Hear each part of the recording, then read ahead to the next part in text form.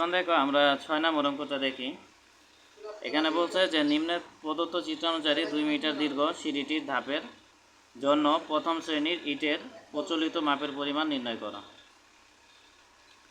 এখানে এক স্তরে ব্রিক ফ্ল্যাট সোলিং করা হয়েছে, তারপরে সিমেন্ট কংক্রিট করা হয়েছে বা সিসি, তারপরে এখানে 3 ধাপে ইট গাঁথনি করা হয়েছে, 1 ধাপ 2 ধাপ 3 ধাপ। তাহলে এই 3টা ধাপকে আমরা 3টা সেকশন ধরবো। তাহলে এখানে আমরা কেটে নিলাম, কেটে নিয়ে এখানে 1 নম্বর সেকশন ধরলাম, এখানে আবার কেটে নিলাম, কেটে নিয়ে এটাকে 2 নম্বর সেকশন ধরলাম, আর এখানে কেটে নিয়ে এটারে কি 3 নম্বর সেকশন ধরলাম। আচ্ছা, এখন দেখো তাহলে আমরা লিখব যে 6 নম্বর ইটের গাঁথনির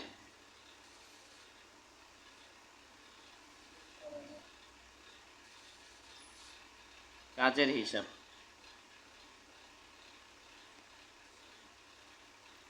ইটের গাঁথনির কাজের হিসাব। এখন আমরা প্রথমত লিখব যে ফার্স্ট ফুটিং।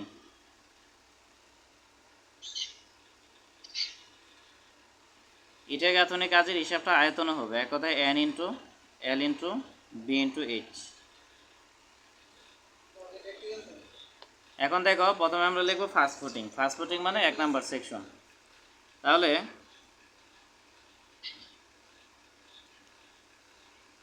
প্রথমত এখানে 1 নম্বর সেকশনের আমরা দৈর্ঘ্য দেখব কত।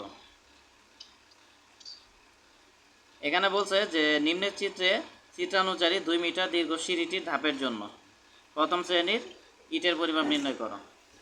এখানে তারা বলে দিয়েছে যে সিঁড়ির দৈর্ঘ্য কত, 2 মিটার হবে। তাহলে আমরা যাই করি না কেন, এল এর মান সর্বদা কি 2 মিটার হবে।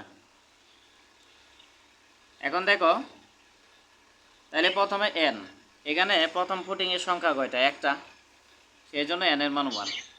তারপরে হলো l, l মানে দৈর্ঘ্য, এখানে দৈর্ঘ্যের মান কত, সর্বদা 2। আর b হলো প্রস্থ, এখানে প্রথম ফুটিংয়ের প্রস্থ কি, এই যে এখান থেকে এই পর্যন্ত। এখান থেকে এই পর্যন্ত মানে কি বোঝায়, 25 আর 25 মানে কি 50।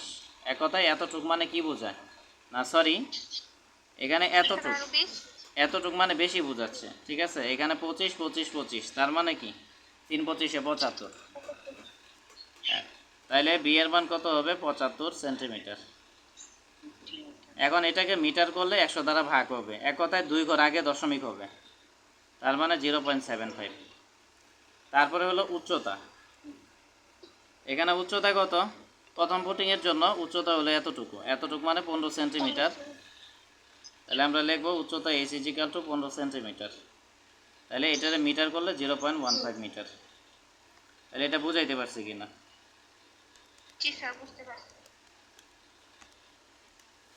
তাহলে হিসাব করলে 0.225 মিটার কিউব। এরপরে আমরা সেকেন্ড ফুটিং নিব। তাহলে প্রথমত সংখ্যা হলো একটা, আর দৈর্ঘ্য তো 2, তারপরে কি বি হলো প্রস্থ। তাহলে সেকেন্ড ফুটিং এর প্রস্থ কত, 50। এখানে দেখো সেকেন্ড ফুটিং এখান থেকে এই পর্যন্ত মানে কি 50। তাহলে আমরা লিখব যে বি = 50 সেন্টিমিটার মানে কি 0.50 মিটার। তারপর হলো উচ্চতা।